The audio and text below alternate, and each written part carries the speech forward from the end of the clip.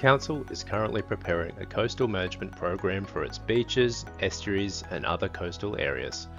This webinar provides an overview of coastal hazards that affect our coastline. In New South Wales, the term coastal hazard refers to the natural processes and events such as storms and east coast lows that can damage our natural and built environment. The New South Wales Coastal Management Act 2016 identifies 7 coastal hazards, including beach erosion, shoreline recession, coastal inundation, tidal inundation, entrance instability of coastal lakes and lagoons, coastal cliff and slope instability, and erosion and inundation of foreshores. Beach erosion is when sand is removed from the beach and dunes by wind, waves, and higher water levels. Beach erosion can be short or long-term. Short-term erosion, or storm bite, occurs over a period of hours or days due to a storm event such as an east coast low. During storms, storm surge and wave activity erodes sand from the beaches and transports it into the sea. Once the storm passes, the beach gradually recovers over a period of weeks or months as the sand is transported back onto the beach under normal wave conditions. This process of recovery is referred to as beach accretion. When there is an ongoing imbalance in sand movement and loss of sand from the system, long-term beach erosion occurs, referred to as shoreline recession, as shown in the illustrations to the right. Unlike storm erosion, beaches affected by recession do not fully recover.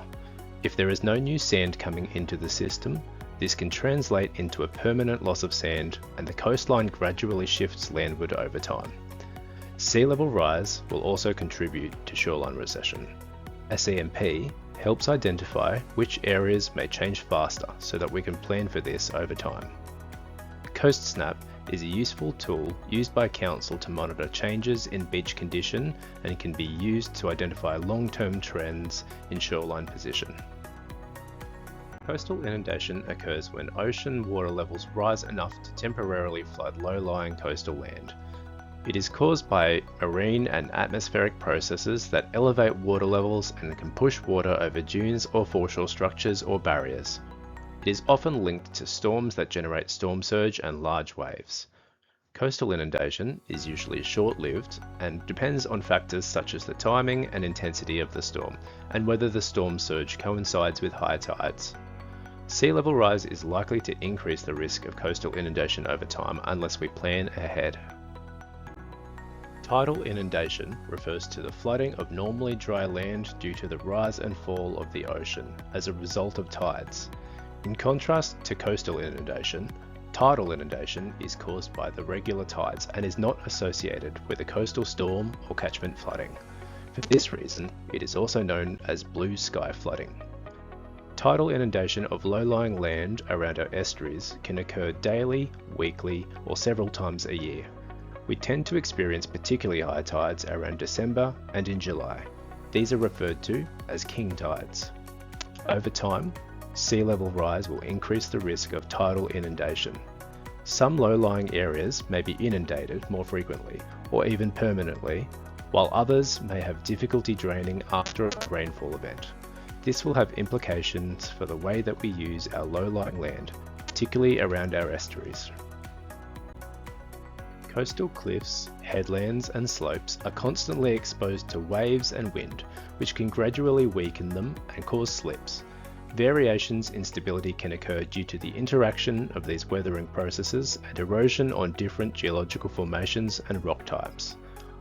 Although rocky cliffs and slopes weather slowly, damage can build up and lead to sudden landslides and rockfalls, posing serious risks to people and property.